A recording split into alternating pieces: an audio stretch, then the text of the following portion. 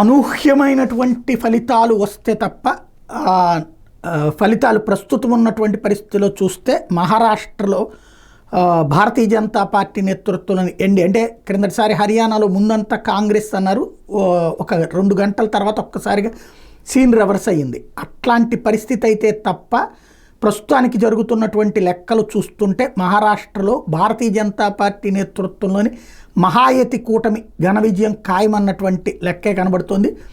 ఈ వీడియో చేస్తున్నటువంటి సందర్భానికి ప్రస్తుతం అక్కడి నుంచి వస్తున్నటువంటి ఫలితాల లెక్కలు చూసుకుంటుంటే ఆ దిశగానే అడుగులు కనబడుతున్నాయి. ఏకంగా దాదాపు 132 స్థానాలలో మహాయతి కూటమి అంటే భారతీయ జనతా పార్టీ నేతృత్వంలో ఉన్నటువంటి శివసేన షిండే వర్గం, అట్లాగే నేషనల్ కాన్ఫరెన్స్ పార్టీకి సంబంధించి నేషనలిస్ట్ కాంగ్రెస్ పార్టీకి సంబంధించినటువంటి అజిత్ పవార్ వర్గం కలిపి సాధిస్తున్నటువంటిది దాదాపుగా 132 చోట్ల లీడ్ కనబడుతోంది.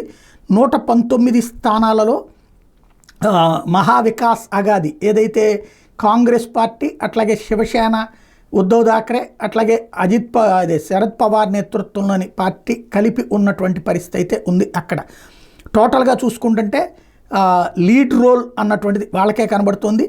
ఎన్డీఏగా బలమైనటువంటిది ఇందులో Bharatiya Janata party single largest పార్టీగా అవతరిస్తూ ఉండటం అన్నటువంటిది దీంట్లో ప్రధానమైనటువంటి అంశం. టోటల్గా చూస్తే మహారాష్ట్రలో బీజేపీ చేసిన ప్రయోగం సక్సెస్ అయ్యిందా లేదా అన్నది ఇంకొక 2-3 గంటలైతే ఒక క్లారిటీ వచ్చే అవకాశం ఉంది.